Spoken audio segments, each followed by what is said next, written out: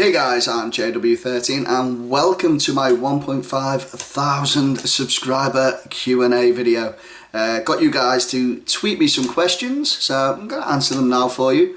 First question's up from Jesse Farley and he asks, what got you into YouTube? I did kind of go over this in another video.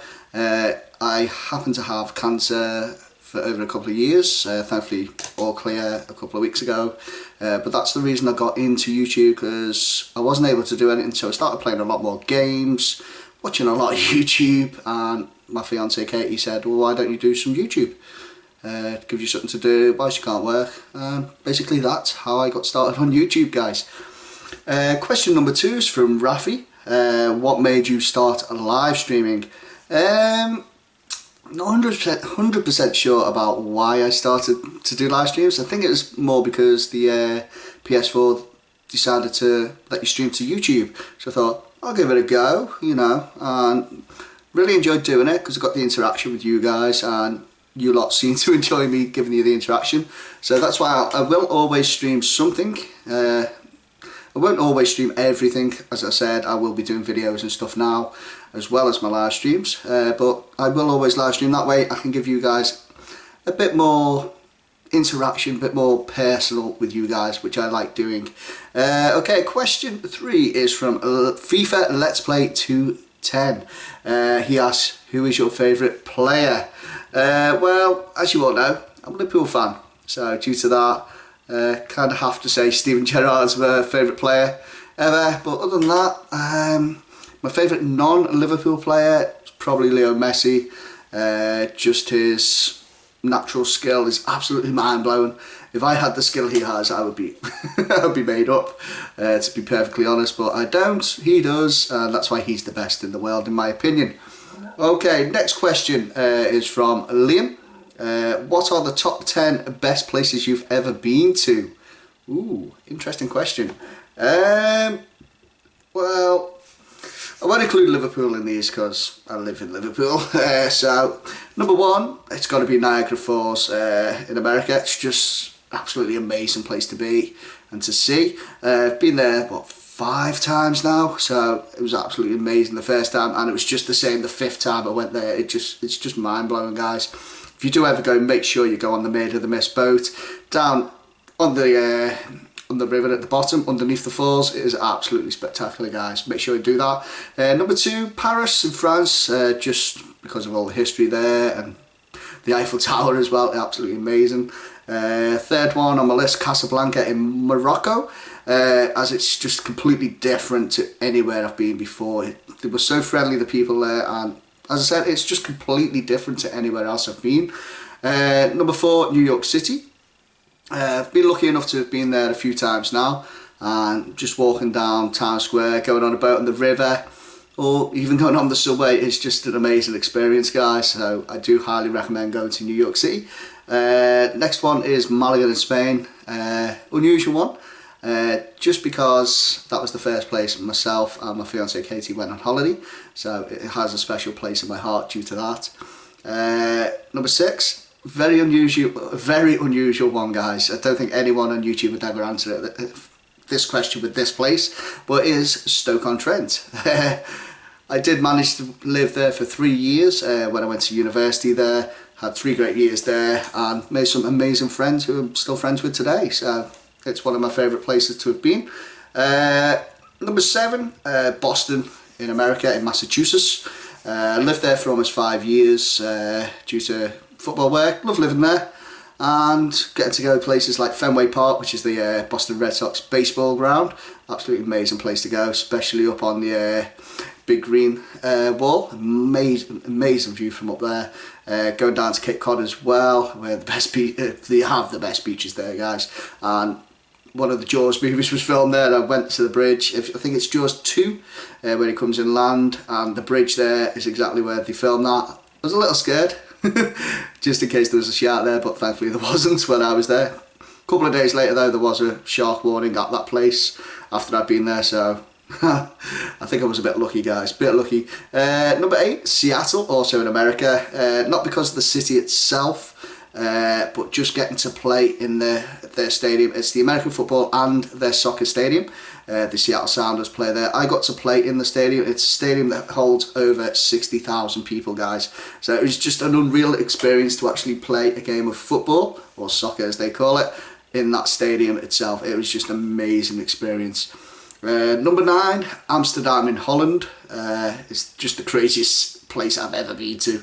Absolutely crazy people, lovely people, but crazy people. So I do highly recommend going there as well. Number 10, Orlando in Florida. And no, not because of Disney, just for the fact I lived there for about 6 months, and living to the beach was just absolutely amazing. The weather there, because it was summertime, the weather was amazing.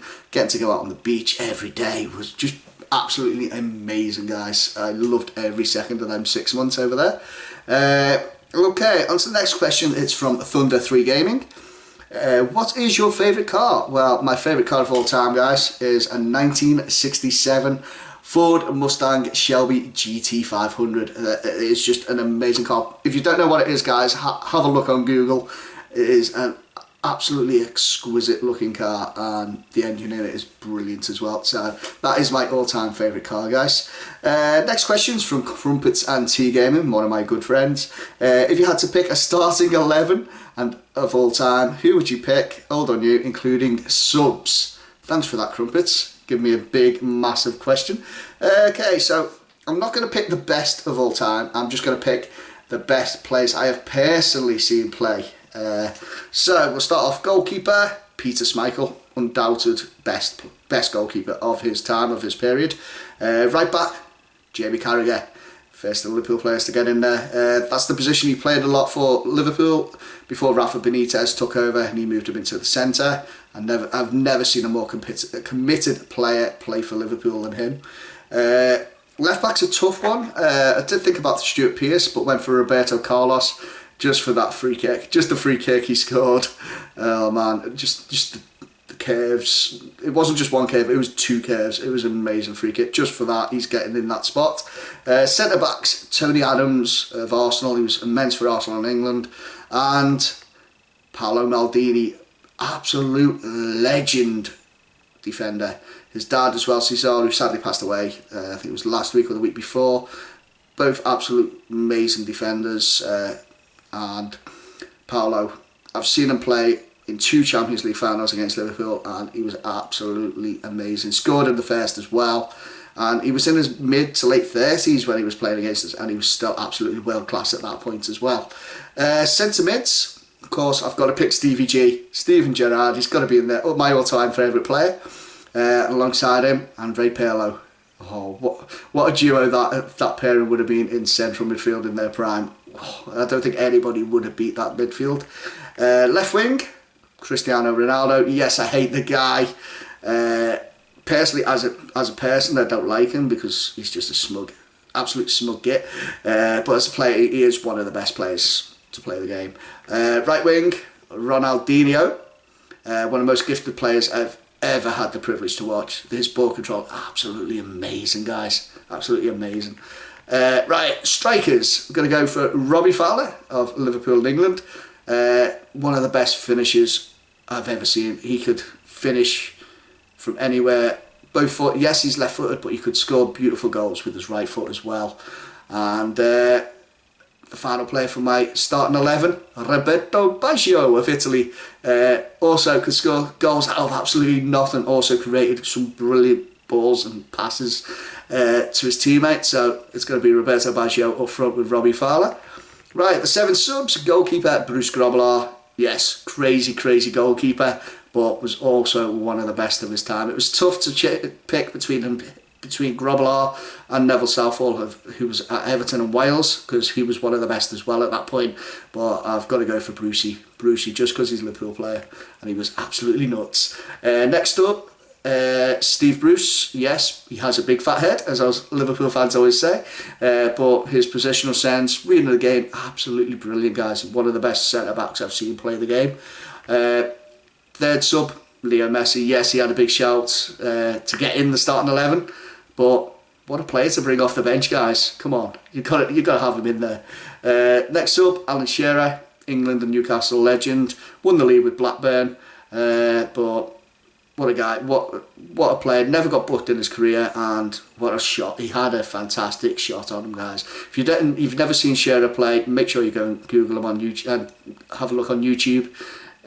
Some of the goals he scored, absolutely brilliant goals. Next sub, Xabi Alonso, ex-Liverpool, ex-Barca, now at Bayern Munich.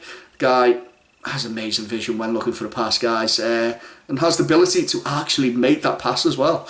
So he can do 5-yard passes, he can do 50-yard passes. It doesn't matter to him, and he can score from his own half, guys. Just ask any Newcastle United fan or Luton Town fan as well. He scored 2 for Liverpool from his own half. Absolute legend, Xabi Alonso. Next sub, David Ginola, one of the most gifted players I've seen. Didn't get anywhere near the accolades he deserved.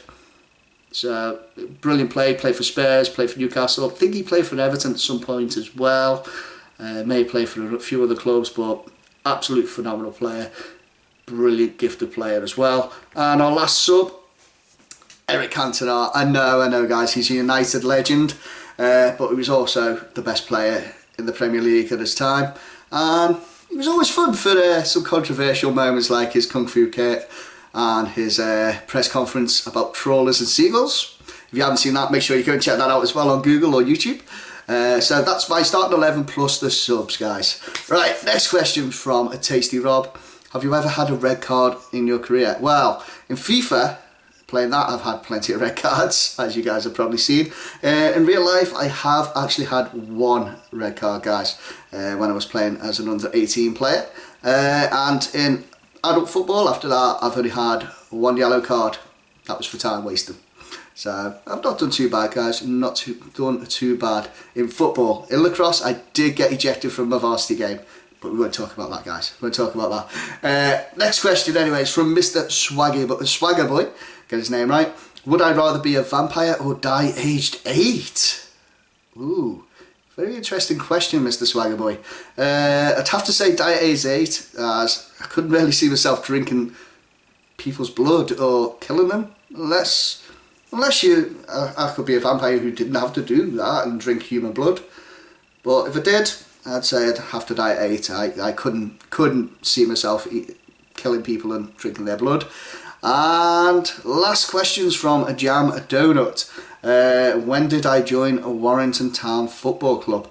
I joined Warrington earlier this season, around the middle of October, after leaving my former club Nelson FC, who play in the league below Warrington. So that's when I joined Warrington, and hopefully this Saturday we just need a point and we can be champions of the league and get promoted up to the next league. Anyway, guys, there you have it. That's my 1,500 subscriber Q&A video. Hopefully you've enjoyed it. If you have, please hit that like button. And I just want to say a big thank you before I finish, guys, to all of you. Without you guys, I would never have got up to that level. And thank you for continuing to watch me, guys. But until next time, thanks for watching, guys. See you later.